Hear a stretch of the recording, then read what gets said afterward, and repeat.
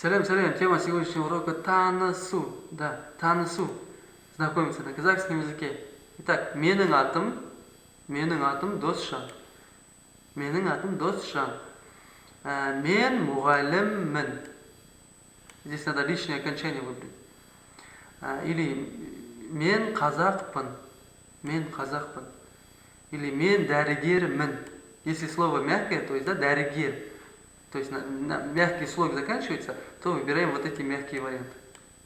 Если твердое, то выбираем твердый вариант. Вот, например, я певец, да, мен әншімін. Или я продавец, мен сатушымын. Я живу в городе Теміртау, мен Теміртауда тұрамын. Мен Теміртау қаласында тұрамын. Менің жасым 28-де.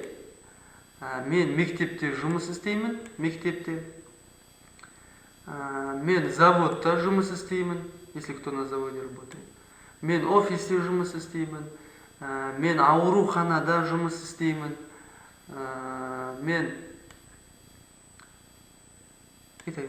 И если вы учитесь, то можете просто оқимын. Да? Мен мектепте оқимын. Мен университетте оқимын. Мен колледжде оқимын.